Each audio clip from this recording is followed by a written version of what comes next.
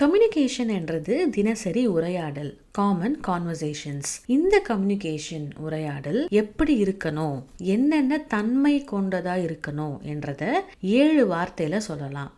இதை தான் நம்ம 7 C's ஆஃப் கம்யூனிகேஷன் அப்படின்னு சொல்றோம். இப்போ 7 Cஸ்லாம் என்னன்னு பார்க்கலாம்.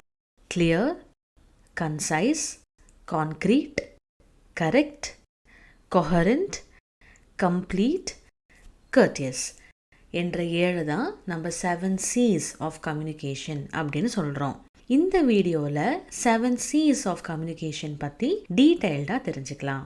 நீங்கள் பார்த்துட்டு இருக்கீங்க communication studies academy, your ultimate digital source of communication studies தமிழில். அண்ட் இந்த செக்மெண்ட் CSA லெசன்ஸ்.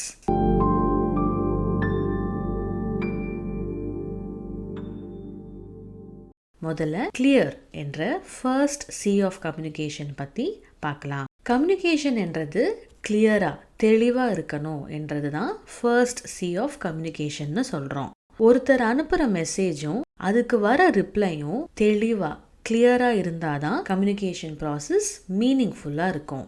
எக்ஸாம்பிளுக்கு, ஒரு கம்பெனியில் மேனேஜ்மெண்ட் இருக்கிற எல்லா டிபார்ட்மெண்ட்ஸ்க்கும் மீட்டிங், அட்டெண்டன்ஸ் கம்பல்சரி அப்படின்னு மெயில் அனுப்புகிறாங்க அப்படின்னா கண்டிப்பாக கன்ஃபியூஷன்ஸை தான் இந்த இமெயில் கிரியேட் பண்ணும். ஏன்னா இந்த மெசேஜில் எந்த டிபார்ட்மெண்ட்டுக்கு மீட்டிங், என்னைக்கு, எந்த டைம் மீட்டிங் என்ற எந்த டீட்டெயில்ஸும் இல்லை. இப்படி கிளியராக இல்லாத மெசேஜால் கம்யூனிகேஷன் கிளியரா கன்வே ஆகாது. எதுக்காக மேனேஜ்மெண்ட் மெயில் அனுப்புறாங்களோ அதுவும் நிறைவேறாது. ஸோ கம்யூனிகேஷன் என்றது கிளியரா, தெளிவா இருக்கணும் என்றது தான் நம்ம ஃபர்ஸ்ட் C ஆஃப் கம்யூனிகேஷன் சொல்றோம். அடுத்ததா செகண்ட் C ஆஃப் கம்யூனிகேஷனான கன்சைஸ் பத்தி தெரிஞ்சுக்கலாம். கன்சைஸ்க்கு தமிழ் அர்த்தம் சுருக்கமா அப்படின்னு சொல்லலாம். அதாவது சொல்ற இன்ஃபர்மேஷன், தகவல் சுருக்கமா, ஷார்ட்டா, கன்சைஸா இருக்கணும் அப்படின்னு அர்த்தம். எக்ஸாம்பிளுக்கு, ஒரு பாஸ் எம்ப்ளாயிக்கு ஒரு மெயில் அனுப்புறாங்க. அதுல this mail is to explain the importance of this project. This project is really important. This project holds a lot of importance. Work well அப்படின்னு மெயில் அனுப்புறாரு. இந்த மெயிலோட கண்டென்ட் என்ன அப்படின்னா, ப்ராஜெக்ட் ரொம்ப இம்பார்ட்டண்ட்டு, நல்லா ஒர்க் பண்ணுங்க என்றது மட்டும்தான். ஆனால் ரொம்ப நீளமாக தேவையில்லாத அட்ஜெக்டிவ்ஸ், ஃபில்லர்ஸ் எல்லாம் யூஸ் பண்ணி தகவலை ரிப்பீட்டடாக சொல்லி இந்த மெசேஜை கன்வே பண்ணுறதால படிக்கிறவங்களுக்கு சொல்லியிருக்கிற மெசேஜ் புரியாத அளவுக்கு காம்ப்ளெக்ஸாக மாறிடுது. அதே மாதிரி தப்பாக கன்வே ஆகவோ இல்லைன்னா ரொம்ப லாங்காக இருக்கிறதால மெசேஜோட இம்பார்ட்டன்ஸ் புரியாத அளவுக்கும் மிஸ்கம்யூனிகேட் ஆகவும் வாய்ப்பு இருக்குது. ஸோ கம்யூனிகேஷன் கன்சைஸாக, சுருக்கமாக இருக்கிறது ரொம்ப இம்பார்ட்டண்ட். இதே மெசேஜை it's an important project, work well அப்படின்னு அந்த மேனேஜர் சொல்லி முடிச்சிருக்கலாம். ஸோ கம்யூனிகேஷன் கன்சைஸாக, சுருக்கமாக இருக்கணும் என்றது ரொம்ப முக்கியம். இப்போது தேர்ட் C-ஆன கான்க்ரீட் பற்றி தெரிஞ்சுக்கலாம். கான்க்ரீட் அப்படின்னா உறுதியான அப்படின்னு சொல்லலாம். சொல்கிற மெசேஜ் ஆடியன்ஸுக்கு உறுதியாக, ஸ்ட்ராங்காக சொல்லணும் என்றதை தான் நம்ம தேர்ட் C ஆஃப் கம்யூனிகேஷன்னு சொல்கிறோம். எக்ஸாம்பிளுக்கு, டிவி அட்வர்டைஸ்மெண்ட்டில் இது வாங்குங்க, ரொம்ப யூஸ்ஃபுல்லாக இருக்கும் அப்படின்னு சொல்கிறாங்கன்னு வைங்க. ஆடியன்ஸு இந்த அட்வர்டைஸ்மெண்ட்ல இருந்து என்ன புரிஞ்சுக்க முடியும்? எதுவுமே புரிஞ்சுக்க முடியாது.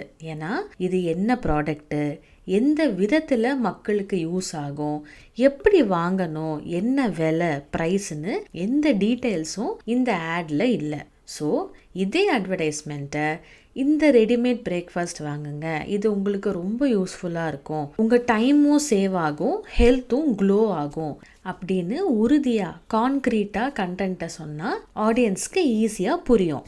ஸோ இன்ஃபர்மேஷன் கான்க்ரீட்டாக சொல்லணும் என்றது தான் நம்ம தேர்ட் C ஆஃப் கம்யூனிகேஷன்னு சொல்கிறோம்.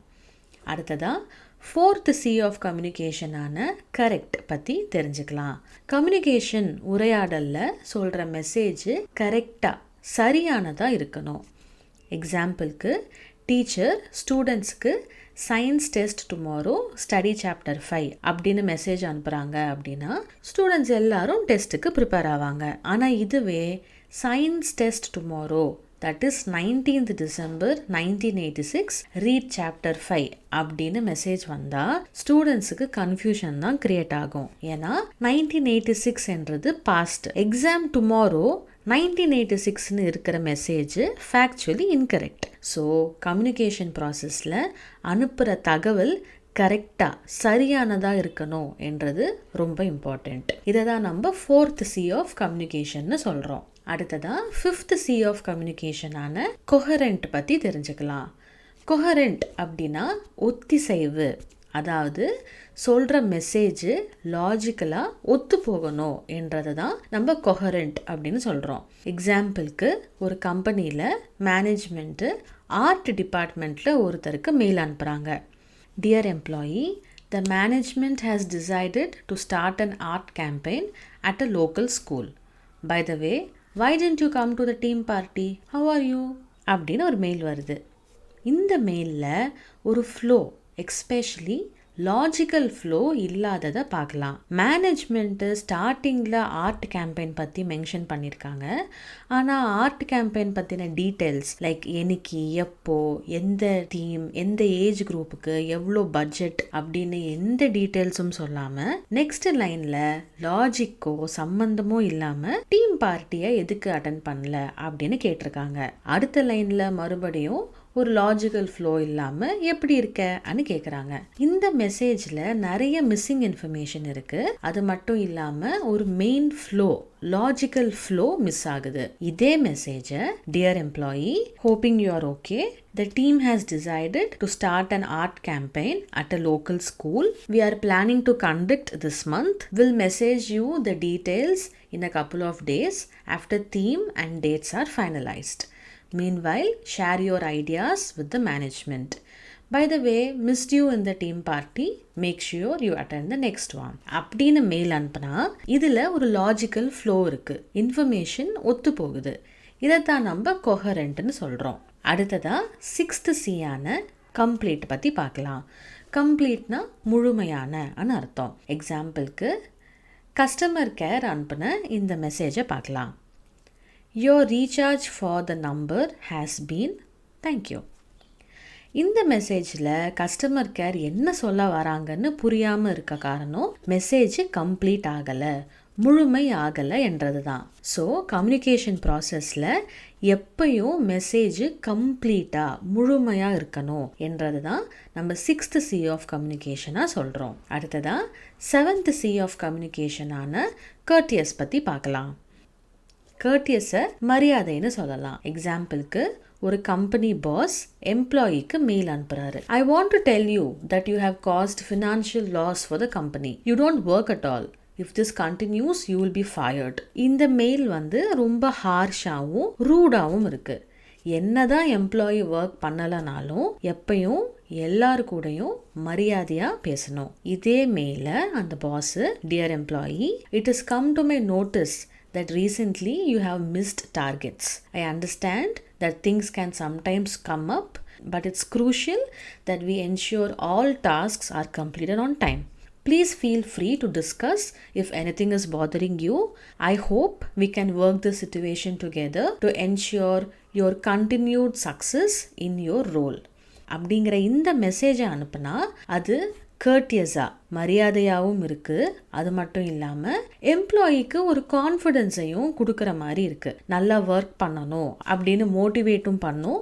ஒருவேளை அவங்களுக்கு ஏதாவது பிரச்சனையாக இருந்தாலும் அதை அவங்க ஈஸியாக ஷேர் பண்ணி ஓப்பன் அப் ஆகவும் ஹெல்ப்ஃபுல்லாக இருக்கும். ஸோ கம்யூனிகேஷன் ப்ராசஸில் இருக்கிற 7th C ஆன கர்டியஸ் பற்றியும் இப்போ நம்ம பார்த்தோம்.